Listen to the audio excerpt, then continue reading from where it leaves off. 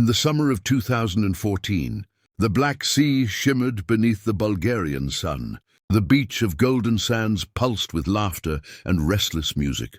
Among the tourists was Lars Mittank, a 28-year-old engineer from northern Germany. Calm, polite and thoughtful, he had come for a simple holiday with friends. Nothing about him hinted that his name would one day become part of one of Europe's strangest mysteries. For several days everything felt ordinary.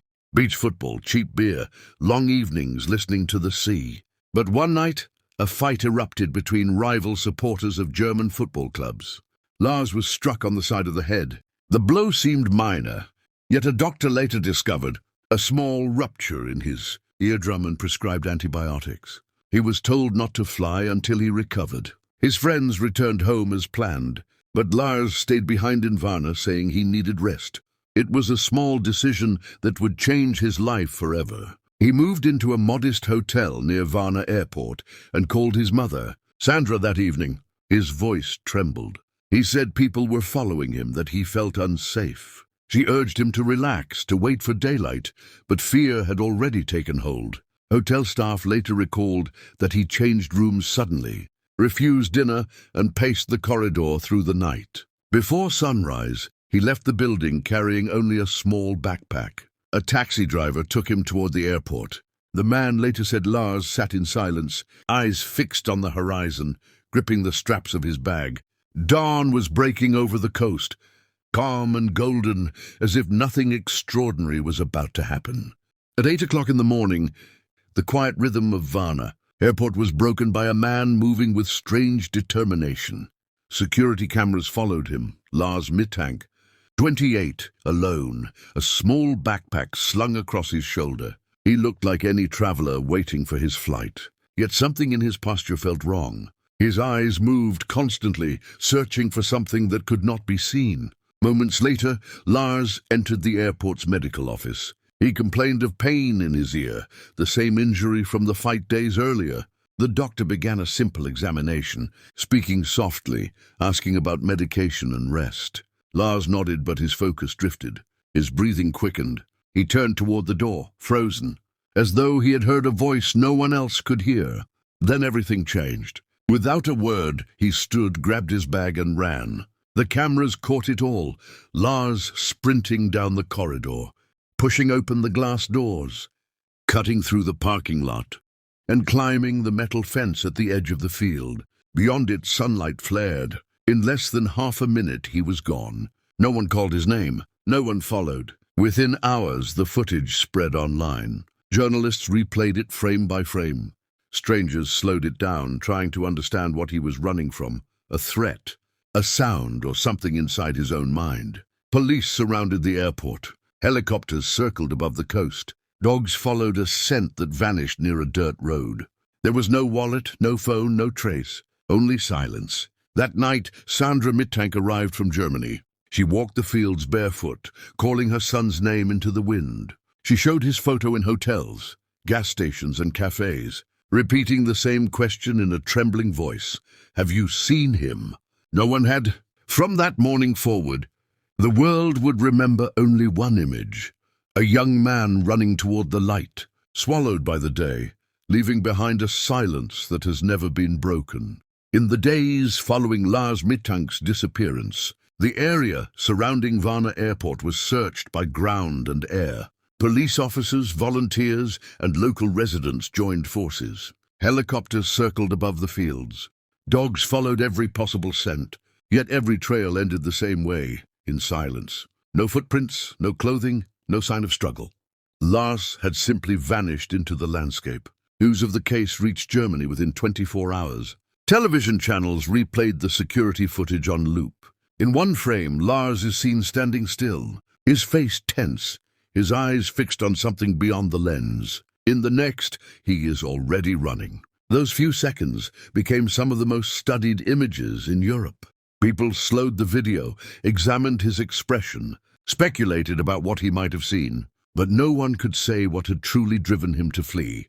Bulgarian authorities questioned taxi drivers. Hotel staff and the airport doctor all gave consistent accounts. There had been no pursuit, no suspicious figures. Nothing to explain the fear Lars displayed. Officially, there was no evidence of a crime. Yet his family refused to believe that he had simply chosen to disappear. Sandra Mittank returned to Bulgaria several times. She walked through abandoned buildings and empty coastal roads, carrying her son's photograph. She met with local police, journalists, and volunteers. Each trip brought a new theory.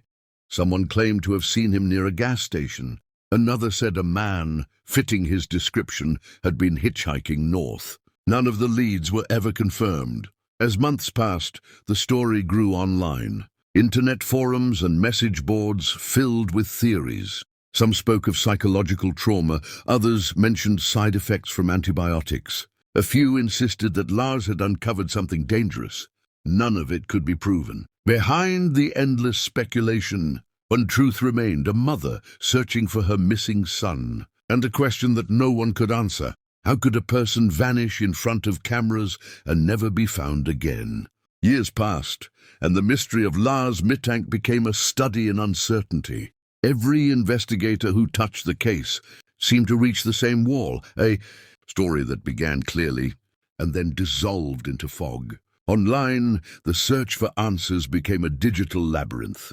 Some claimed Lars had been seen wandering in forests. Others insisted he had joined a rural community, living under another name. None of it was ever proven. In Varna, locals still spoke of the strange German who ran from an airport and disappeared into sunlight. Some described him as frightened, others as possessed. The taxi driver who took him that morning said Lars had stared ahead, silent, his knuckles white around the straps of his backpack.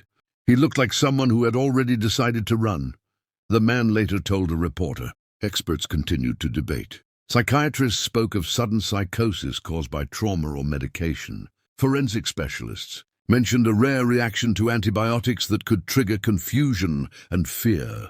Others whispered about human trafficking, secret operations, or even church involvement. But the evidence, every photograph, every testimony, every timestamp, pointed only to emptiness. In Germany, Sandra tried to hold her life together.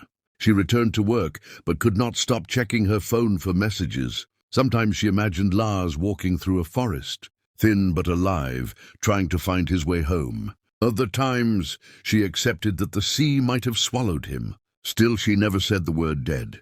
5 years after his disappearance, a YouTube video revived the case. A truck driver had recorded a man standing by a highway in northeastern Germany, tall, blonde, unshaven, with a familiar look of disorientation. The resemblance was haunting. The clip spread across social media in hours, reigniting the debate. Investigators analyzed the footage, measured facial features, and concluded it was not Lars. But for his mother, the illusion was enough to reopen a wound that had never healed. Even now, the official record remains the same. No crime, no body, no trace. Only a 30-second video of a man running toward the light, and a silence that grows heavier with time. Months turned into years, but Sandra Mittank never stopped searching for her son. She returned to Bulgaria again and again, walking through forests, gas stations, and small villages near Varna. Locals began to recognize her. The quiet German woman holding a photograph, asking in broken Bulgarian, "Have you seen him?" Each trip brought new leads. Someone said a man who looked like Lars had been seen near the border. Another claimed he had asked for food by a highway. A fisherman insisted he saw a confused traveler near the coast. None of it ever led to proof. The police checked, compared records, tested samples, and found nothing. Every clue dissolved into air. Sandra visited the field where Lars had last been seen. It looked unchanged, as if time itself refused to move. She placed flowers near the fence, whispered his name, and watched the wind scatter the petals. For her, that place had become sacred, not because it held answers, but because it was the only connection left. In Germany, her story spread across newspapers and television. Journalists called Lars Europe's most mysterious missing man. Psychologists were interviewed. Specialists analyzed the video. Some believed he had suffered a mental breakdown triggered by medication. Others thought he might have been the victim of a random crime.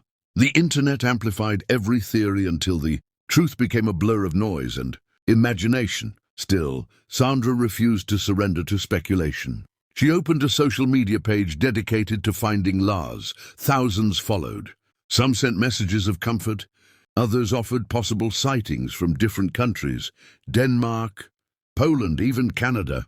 Each time she read them, she felt a mix of hope and dread. At night, she often replayed the airport video. She said it helped her stay connected even if it hurt. "When I see him running," she once told a reporter, "I still believe he is running toward help, not away from it." Her words carried both pain and faith, the two emotions that had kept her alive all those years. Time has passed, but the story of Lars Mittank remains frozen between fact and myth. Each year, his name resurfaces in documentaries, podcasts, and internet discussions. Yet the core of the mystery never changes. A young man walks into an airport, runs toward the light, and disappears. Every retelling brings the same haunting image: movement without destination. His mother, Sandra, still lives in northern Germany. On her kitchen wall, a calendar marks the years since her son vanished. She says she no longer counts them, only remembers the seasons, the winters without his laughter, the summers without his voice. Each December she lights a candle by the window. She says it is for Lars, but it is also for herself, a way to keep believing that something beyond logic still connects them. From time to time, travelers in Europe report seeing someone who resembles Lars: a face on a train, a man walking through a station at dawn, a figure sleeping beneath an overpass. The reports are always brief, always uncertain. Police check, compare, dismiss. Hope rises and fades. In 2019, a facial reconstruction expert revisited the airport footage using new software. The analysis confirmed what everyone already knew. Lars appeared genuinely terrified. His pupils were dilated, his breathing rapid, his body reacting to a threat that could not be seen. But the program could not answer the only question that mattered. What had he seen? The case of Lars Mittank is still open.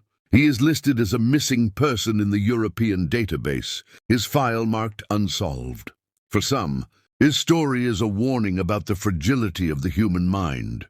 For others, it is a symbol of how modern life can swallow a person whole, leaving only pixels and questions. And somewhere in a quiet corner of northern Germany, a mother still looks toward the horizon every evening. She does not pray for closure. She prays for a voice, one more call, one more word, one more sign that the silence is not the end.